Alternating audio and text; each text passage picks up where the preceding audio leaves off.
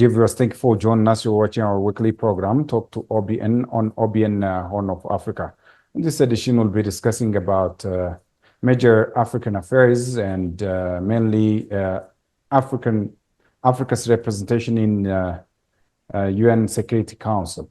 I am joining by Kalilu Banja, a Gambian PanAfricanist who reside in Germany. Kalilu, thank you for your time. Hello, sir. Thank you so much, the OBC crew, and thank you for having me here this morning. I'm just waking up. We had a party yesterday night, a party that was organized by an organization, artistic organization in the city I live in Germany, in Herrenberg, in the Landkreis Boblingen, in Baden-Württemberg region, a very rich region, one of the richest regions in Germany. How do you analyze Africa's representation in global affairs and in most organizations like in UN? Well, I think we have strong candidates there. Africans have been representing Africa in the United Nations since time immemorial. When you take my country, for example, we have quite a lot of Gambians who have been representing Gambia in the international community.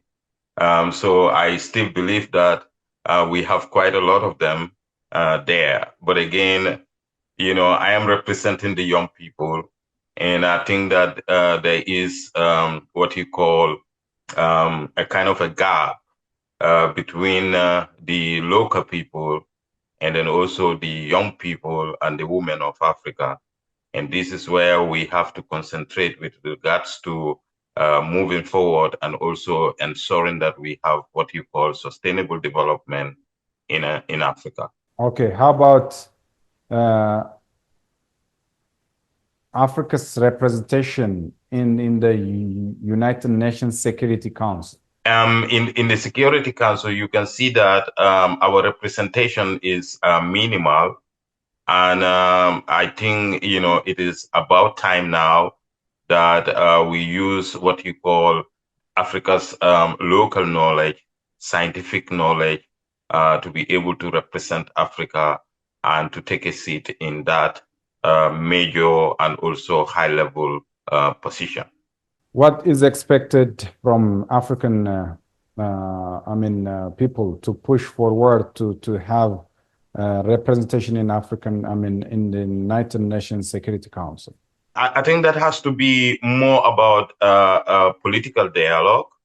We have to strengthen our representation with regards to ensuring that Africa takes part in these international forums and also do their part, because all these networks, and for you to be part of a network and also to have what you call a voice, you must be a strong representative, and that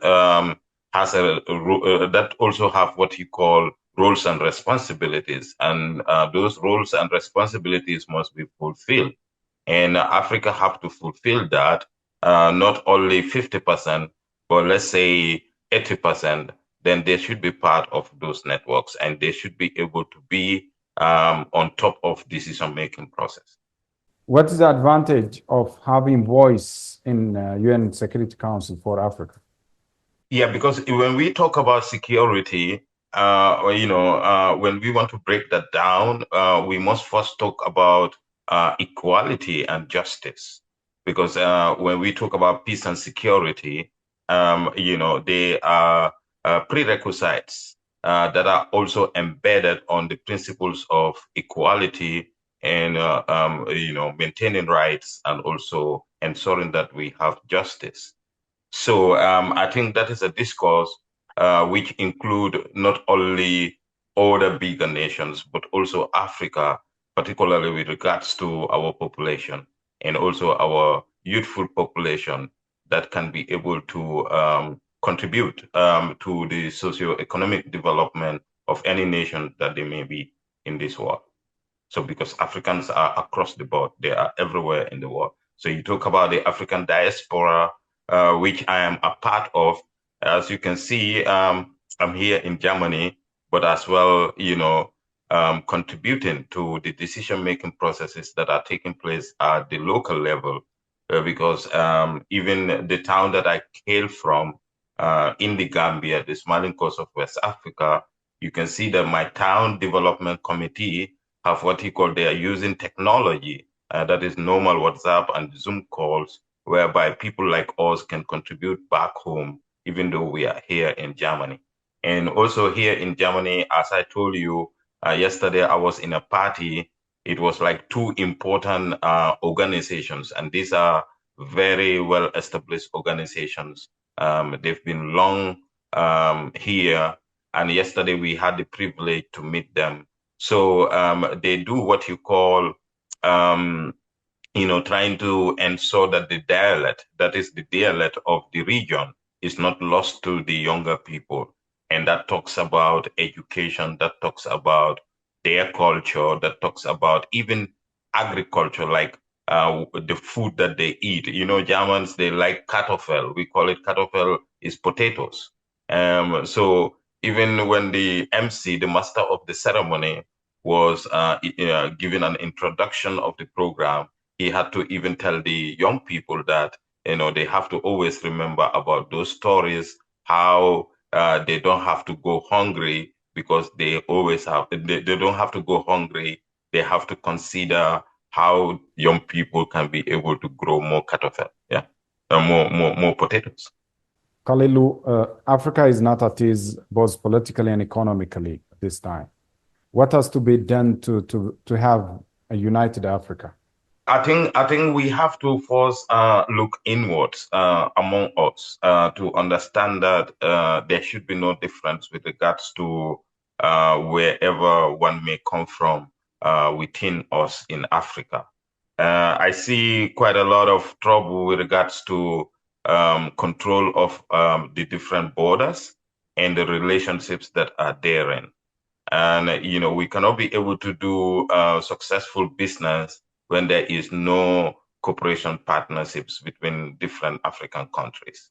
And you can see even the menace of the backway journey that is around sub-Saharan Africa, the young people that are taking that perilous journey, you can see that they go through a lot of issues whereby some of them will even lose their lives.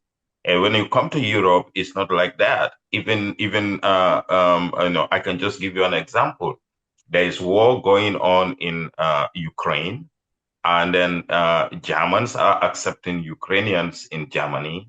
And there are some families they've been taken care of in Germany, but monthly you can see that they are allowed, because they are having European documents, they are allowed to travel around Europe to meet some of their families who refuse to leave the country, because they think they should be patriotic, they should stand there and fight whatever war they have between them and Russia.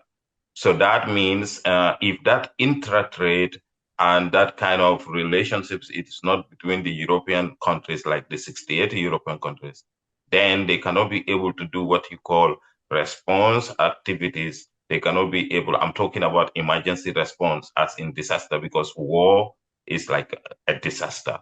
So in Africa, we have quite a lot of issues going on there, particularly the military toppling that is happening in sub-Saharan Africa, in Mali. You can see in Burkina Faso, and then also Sierra Leone. There was something like a coup d'etat that was planned some time ago. You can see Guinea-Bissau as well. The instability, political stability, and confusion, why I call it the perception crisis in the Gambia. You can see the 2020 draft constitution, which was funded for millions of dollars. At the end of the day, the government did not consider to table it at the National Assembly. So they have to throw all those millions away. And you have communities whereby medical, materials are not available. You have communities where they are left behind because of, they are called unreached communities. It's very difficult because they don't have the road connection to be able to quickly pick a patient that is like delivering a new baby because they don't have a health center. But again, a government is there and, have drafted a constitution over millions of dollars. And at the end of the day, they put it in the dustbin. So that, attitudes and financial stability, financial equality, and that talks about the GDP of all the various countries. How do you evenly distribute that among the citizens? And when we talk about the citizens, we are talking about our communities, because it is the communities that move the world. So if you want to empower the people in the area of education, in the area of climate justice, I think that equality has to be there. And that is what is going to bring what we call peace and security in the nation across the board. Yeah. How about Africa Union's immunity in claiming Africans' right and claiming development and other activities in the continent? And this is the point. I have a lot of issues with our professionals.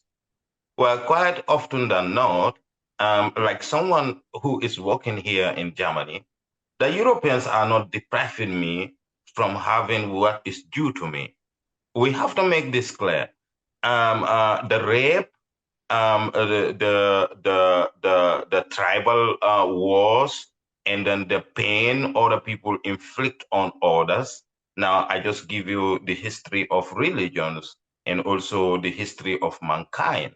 You can see that in the Arabian Peninsula, when people were actually realizing that the way they were dealing with each other was not fair. You can see when a baby was born, some people have to decide whether that baby have to live or the baby doesn't have to live, and then they will decide to kill the baby. And there were so many, on human things that were happening during that. And that is the reason why prophecies came.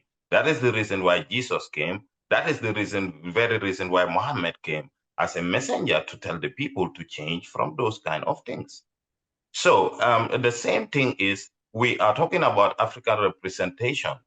Well, in my country, Dr. Lamin Sise was the Secretary General to Kofi Annan, and he hails from the Gambia. Kofi Annan we are speaking about comes from Ghana. So the international community, we have African representation there. So they should be able to know those areas that they agree with the Europeans and they do it right because those people are doing it. Now, I will just tell you one thing about China. Even intellectual property rights management, which talks about IP and copyright, China was not very much open to that legislation. But again, later on, as they realize that, that has to do with business, because they also have to do what you call cooperation partnerships. You can see that even in Germany here, so many companies that we have, you have Chinese, they are working there full time and they are given the innovations, they are given the knowledge as well and skills. So about politically, you can see that there is some level that they will deal with US, there is some level that they will deal with Europe, and there is some level that they will deal with Africa. So it is our African leaders and professionals, the doctor professionals, the master degree professionals, and the BA professionals. They are the ones who are entitled to know those stuffs and be able to implement that effectively in Africa. But they do it otherwise, my brother. I have to tell you this. They do it otherwise. When you check the amount of climate change financing that the United Nations is providing, you are in Addis Ababa. I know you should be able to know about UNECA. Now, UNECA is representing Africa in terms of the climate discourse. Are you telling me that they are not having funds that's supposed to support climate development in Africa? But how are those funds utilized? That is what the young people of Africa are supposed to be able to dig into. Now we have to stop thinking about the colonization and slavery and so. That was history. Now, no one is depriving no one to do anything that you want. You know, in our discourse, when we are talking, people will always tell you that, oh, that's my opinion. And when they say that's my opinion, you cannot kill them. You cannot do anything otherwise. The only thing is, yes, someone can hold to his opinion, which can be wrong, but still you have to accept that, yeah, that particular person, yeah, have another different view. So the fact of the matter is, I think the African professionals have to ensure that the development goals that they set aside, they have to follow that. And then they have to follow that with due courteousness, and then as well honesty. I see there is a lot of problem with regards to honesty and governance in Africa. I can tell you that for sure. Well, how about this regional integration? I mean, we are seeing regional integrations in different parts of Africa. To what extent would this play a role in bringing a united Africa in terms of trade? And That's what I was just talking about.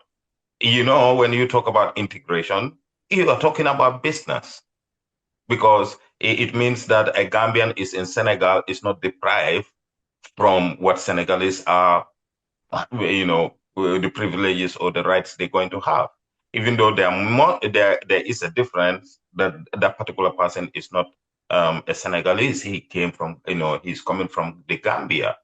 Or you sitting over there, we have Ibrahim Sise of the Gambia in Ethiopia. But again, you can see he got what he call a foundation there. No one is depriving him from not doing what he's supposed to do. And, you know, so that kind of a thing. So how do Africa look inward and try to assess what you call our natural resources? And that talks about our God-given potentials, resources that are therein. How do we intertrade within ourselves, and how do we ensure that, you know, we stop the borderline that we create among ourselves? You can see even the AU pass. You move from the border of the Gambia going to Senegal, the amount of, you know, stops and the amount of questions that will be levied to you as a traveler, it is just unbelievable. I just got some like evidence from our backway boys, the boys that are taking the perilous journey going to Libya and then to you know, taking the sea to come to Italy or to Spain. They are telling you that around countries like Mali or so, the marabouts, you know, the people who deal with voodoo, they will, you know, park them in a place and they will not even want them to go, you know, to cross the river. What they will do is so that they can languish somewhere, and they will just be claiming money from them all the time. And some of them will not even survive that, and they will die. Our own people are doing that. So I'm sorry, but our own people are doing that. When you go to Libya, the same thing. The kind of, you know, pain inflicted on the young people. You can see I saw some young people, they were suit, you know, like a police officer or a military officer will face a young guy and shoot him, you know, with bullets. How can you imagine that? You know, so we have to think about those kind of things. What kind of relationship should be there between the North Africans, the East Africans, and the South Africans? That is the unity you are talking about. Why should we put those kind of rules among ourselves? Even Gambia and Senegal, a lot of Gambians are complaining about those kind of attitudes. In 2012, we went to Dakar with a car. We have what we call papier de circulation, and that means a kind of a lancing, the amount of days that our car is supposed to stay in Dakar. And you can see that we have what we call ECOWAS insurance. But can you imagine that car that we went to Dakar with was auctioned by the custom officers? They have to come to our lodging place, and then they arrested us and took us to a police station. We had to even pay that particular day 1 million CFR francs as kind of charges because the owner of the vehicle was a Gambian musician, a top Gambian international musician. And then he sent that vehicle to the Gambia. And there were some transactions we were doing, like his management team was doing for him in Dakar. And they confiscated the vehicle. It was a Range Rover vehicle. So I have seen that. That happened in Africa, and that was like blatant, power being used on like somebody's material. That is wrong, sir. That is wrong. So we have to change those things. So people have to be honest, and we need equality. And then the constitutions that we have that is governing our nations, we have to go by the constitution. Now, I just give you an example. We are talking about peace and security. Let's go to the education sector. It is beautifully written, all girls education free at primary level and so. I will question my TDC, that is the Village Development Committee in the Gambia. How do they implement that, the education department? Because still, there are families in Africa, they don't send their kids to school. And here we are all agreeing that we need science, we need technology, we need local knowledge. How can you attain that when children are not taken to school? So why is it that one family have to go to school and the other family will not go? But the government is there, they never know why, and they have it beautifully in their law. Is the Europeans or the Americans or the Chinese or the Arab, are they the ones who are stopping us not to do that? It is our own people, because that is what they should implement. They should ensure that children that doesn't have like a guardian or a family, or the family is poor, there should be some kind of finances that the government should provide so that those people should go. And the police have to implement that. They have to enforce that. That's where the enforcement comes. Because if you are a citizen of the country, a government should be able to know you. If you are born in a particular country, that government should have you in the data.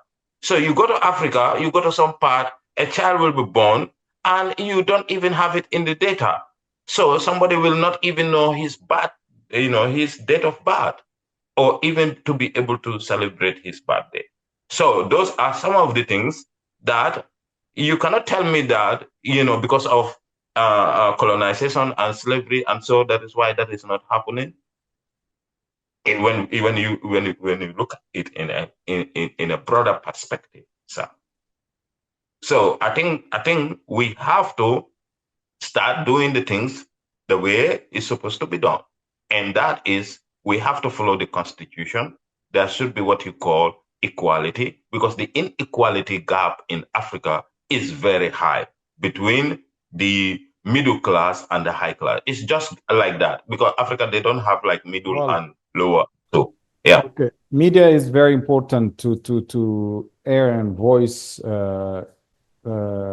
Important quest of this continent. What ought to be done to have African media that represents each and every nation's rhetoric and narrative? I think we are having in Europe, they have what they call, I'm even part of their mailing list. They have what you call the Avaro Media Competence Center. And that is like a consortium. And that consortium, deals with all media houses and media engagements that are professionally done in Europe. And what they do, they provide what you call finance. And that finance, they distribute it all year round on different media perspectives. Like you talk about environment journalists, how do you empower them and how do you provide that finance to them for them to be able to come with what you call independent investigative journalism processes. And then they facilitate that with finances. And, so even private sector investigative journalists who want to do independent collaborative works, they have finances for those people. So I think Africa needs something like that. So they need what we call a Media Africa Competence Center that will be based on investigative journalism providing the ills of the society so that government can be, wisely informed, with regards to the things that are happening. Now, let me just give you one part of that. When you talk about drought and soil erosion, so you can have doctors and then media collaborators, whereby they can be able to go deep down investigating, and then what they will find in various areas according to the soil erosion or what the causes of the drought. So that will now be documented and it can be shown in our African homes. So that means you are learning something that you are seeing that is happening directly there. Are you getting me? But the knowledge is all, so they can, in that investigation or investigative journalism on a consortium, then you can see that you don't have a corrupted information. So you have an information that talks about you. Now, I just give you an example. After 59 years of independence, the Gambia government is confirming to us, even day before yesterday, that in 2024, the government of the Gambia have the chance and the opportunity to produce their own books. To produce their own books. That means Gambia writers are the ones who wrote mathematics books, science books, and other books. Before, the science books, the fiction books, and then the literature that we are learning, these were books that were written by Europeans and other countries.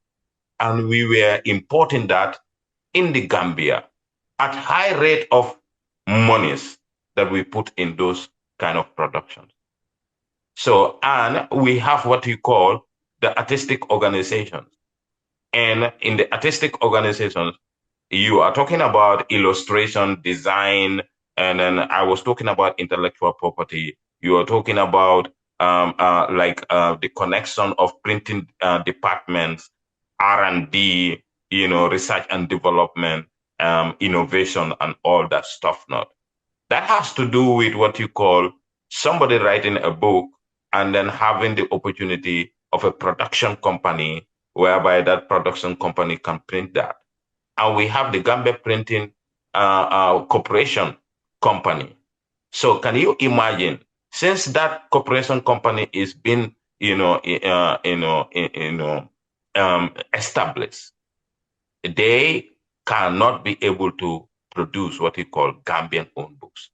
So, sir, who is stopping us from that? It's just the realization. So, and Ibrahim Cisse had a film on Hand of the Faith, and it was a film on early marriage, sexual violence, and then, the female genital mutilation, and then also, depriving girl child from attaining education. And that film, popularly was written by Auntie Janet Bajan Young, and she is also a founder of what you call a theater, Ebunjan Theater in the Gambia. Wow. And she was also working with UNESCO, and a critical writer, a perfect, poet, and then also you can call it a development worker. And Ibrahim, because he was mentored by Auntie Janet Bajan Young, he adopted the movie because the book, because the book was written by that particular maestro. Okay. And Ibrahim had to adopt that into that movie called Hand of Faith. And the movie won what you call the Oscar African Awards. And then that saw Ibrahim to represent also the Oscar Awards in the United States of America. And he also did what he called a fellowship program with the American Embassy during that time. And that was like a cohort training, fellowship training program, which he participated when we were working together at the Children and Community Initiative for Development. And so by then he was the executive director and I was his programs director as well.